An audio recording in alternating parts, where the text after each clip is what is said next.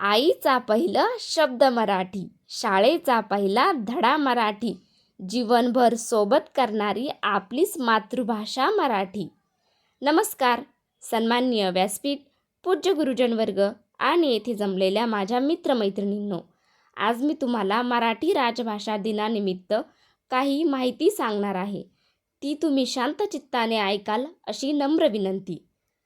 आज मी तुम्हाला मराठी भाषेबद्दल सांगणार नाही, कारण मराठीची महानता सांगण्याची गरज नाही. गरज आहे ती मराठी वाचवण्याची. आज आपण मोबाईलमध्ये इंग्रजीत चॅट करतो, स्टेटस इंग्रजीत ठेवतो, पण आपल्या आईशी बोलताना मात्र मराठीतच बोलतो. मग लाज कसली? कुसुमाग्रज यांनी लिहिलं होतं, भाषा ही माणसाची ओळख असते. 27 फेब्रुवारी हा त्यांचा जन्मदिवस आपण मराठी राजभाषा दिन म्हणून साजरा करतो. पण फक्त पोस्ट टाकून जय मराठी लिहिणं पुरेसं आहे का? मराठी म्हणजे फक्त विषय नाही, ती आपल्या आईचा आवाज आहे, ती आपल्या मातीतला सुगंध आहे, ती आपल्या संस्कृतीचा अभिमान आहे. आजची पिढी म्हणते मराठी येते, पण इंग्रजी जास्त महत्त्वाचं आहे. हो, इंग्रजी महत्त्वाचे आहे, पण आपल्या मुळांचा त्याग करून प्रगती कशाला? छत्रपती शिवाजी महाराज यांनी स्वराज्य उभारलं, ते आपल्या भाषेच्या बळावर.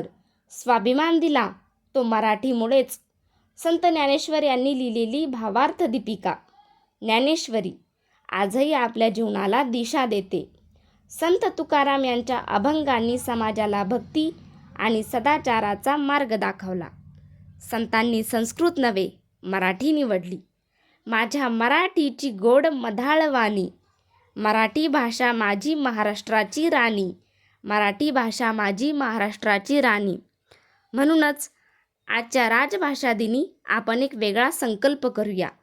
सोशल मीडियावर मराठी पोस्ट टाकूया. घरात मुलांशी मराठीत बोलूया. मुलांना मराठी शिकवूया.